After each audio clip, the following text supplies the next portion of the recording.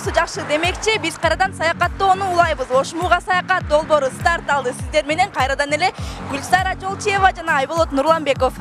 Биздин саякатыбыз Кара Суу районунда жайгашкан Ошмунун Кара Суу гимназиясында. Бүгүн биз гимназияны ар тараптуу ачып, сиздер менен тааныштырууга аракет кылабыз.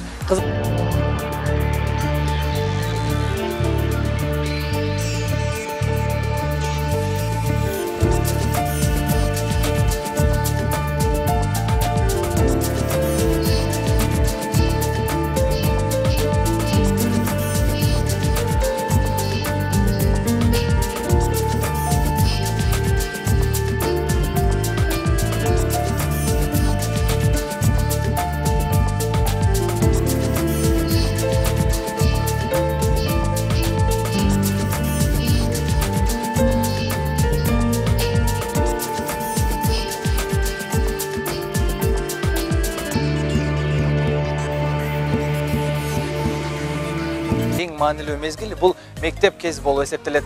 Мына ошол убакыттан тарта окуучуда келечекке болгон ой максаттар, кыялдар калыптанат.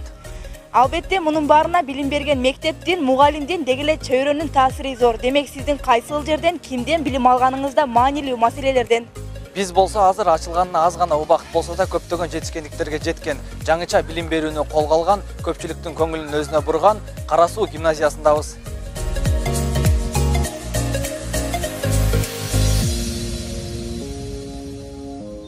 Кара Суу гимназиясы 2018-жылы Ош мамлекеттик университетинин демилгеси жана Кара Суу райондук билим берүү бөлүмү Кара Суу шаардык мэриясынын колдоосу менен 3 тараптуу келишимге ылайык түзүлгөн. Ал эми алгачкы билим алуучуларын 2018-2019 окуу жылына карата кабыл алган. Бүгүнкү күндө 6 класс болуп 80ден ашуун окуучу билим алат.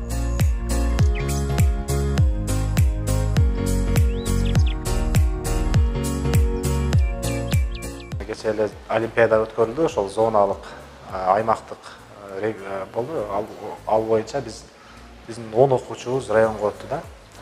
2 окуучубуз биринчи орун менен, 4 окуучубуз экинчи орун менен, 4 окуучубуз үчүнчү орун менен өттү. Эми буга чейин дагы айтып келатабыз, мына эң негизги биздин баягы максаттарыбыз, биздин пландарыбыз ушу олимпиаданын ойортудан, анан негизи билимдин сапатын камсыз кылсак.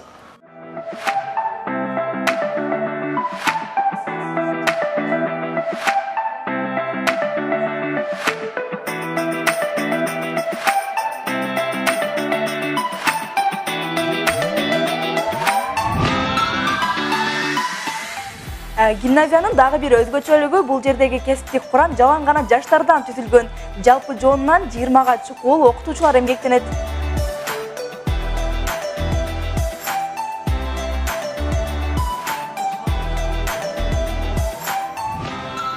Окуучуларга көп тилдүү билим берүү менен биз ошо англис тили, орус тили, түрк тили окутулат. Биз окуучуларга берген билимибизди ошо теориялар катарында калбастан биз окуучуларга ал практика жүзүнө да ишке ашырабыз. Практика жүзүнө көрсөтүп бергенге аракет кылабыз. Окуучулардын ортосунда окуучулардын менен бирге ошо мугалимдери чогуу иш алып барып, алар өздөрүнчө талкинг клубтарды түзүшкөн. Ал жерде ошол алардын окуучулар класстарына карабастан бардык класстар бири-бири менен ошол үйрөнгөн нерселерин бири-бири менен сүйлөшүү аркылуу жолдору менен ишке ашырышат. Гимназиянын жобосуна ылайык ар бир класста окуучунун саны 20дан ашпоосу керек. Эгерде 21 билим алуучу болсо, 10-11ден 2 класска бөлүп окутуу каралган. Бул да болсо окуучулардын ар бири менен жекече иштөөгө жол ачат. Башка жөнөкөй мектептерде жалпы республикалык тестте негизинен 2 сабак, кыргыз тили жана математика сабактарынан тест алынса, башка мектептерде ал сабактар 4 саат, 5 сааттан өтүлсө, бизде болсо анын артыкчылыгы түштөн кийин илим сабактарында кыргыз тили менен математика сабагына атайын убакыт ажыратылган. Ортого бизге 7 айлык калган. 7 айдан азыр биз полный максималдуу түрдө даярданабыз. Орус тилде тапшырам десең, орус тил эжекеге барып, ошол жакта даярданасың. Кыргыз тил десең, кыргыз тилден тапшырам десең, кыргыз тил эжекеге барасың.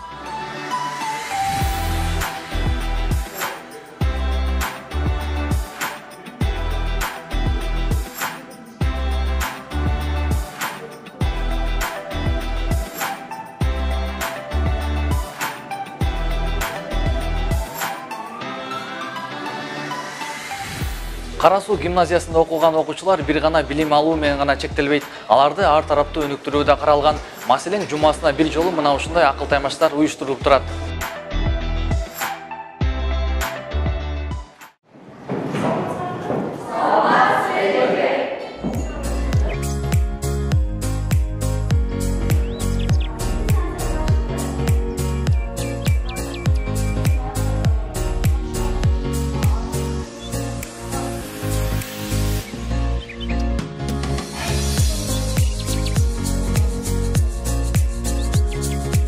Алым болуш оңой, адам болуш кыйын. Бул кылымдарды карыткан элдик накыл. Мектеп окуучулары билим алып гана тим болбостон, элибиздин каада салтын, үрп-адатын терең өздөштүрүшөт.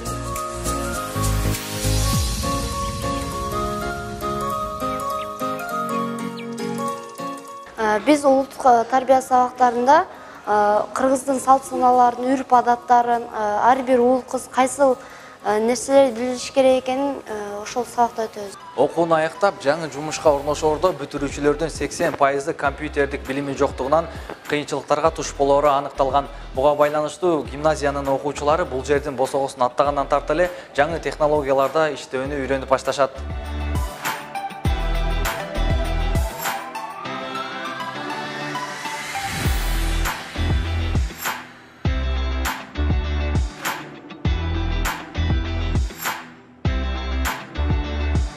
Biz IT технологияны 8-класстан баштап окуп баштаганбыз. Biz 8-класста мультиктер жасаганбыз. Ал эми 9-класста biz өзүбүздүн үйүбүздүн чирчениясын неме кылып, чирчөзүн чийип, анан немеге түшүрдүк да. Проект кылып түшүрдүк. Гимназия англис, орус тилдерин тереңдетип окутат жана иримдердин эсебинен предметтик сабактар боюнча кошумча билим берилет. Мындан улам жалпы республикалык тестирлөөгө даярдап, мыкты көрсөткүчтөрдү көрсөтүп келүүдө.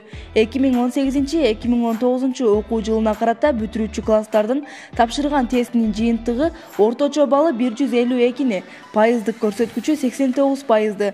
Ал эми эң жогорку балл 213-тү түзгөн. Ага ылайык ата-энелер гимназия бир топ артыкчылыкка ээ экенин баса белгилешет. Ошмонун Кара Суу гимназиясында өзгөчө шарттарын бизге аябай жагат. Балдардын тартиптүүлүгү, балдарга берген сабактары, анан балама дагы аябай жагат. Негизи балама жакканы. Балама жаккан жактары бул жердин өзгөчөлүгү өздөрүнө керектүү бардык шарттар түзүлгөн да.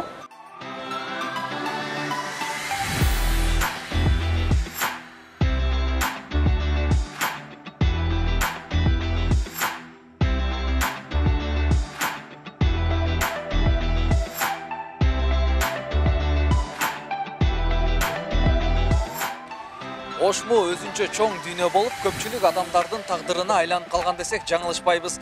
Анткени Ошмуда окуп, Ошмуда иштеп жаткандар арбын. Мына ошол чоң дүйнөгө сиз да аралашам десеңиз, Ошмунун Кара Суу гимназиясына келиңиз.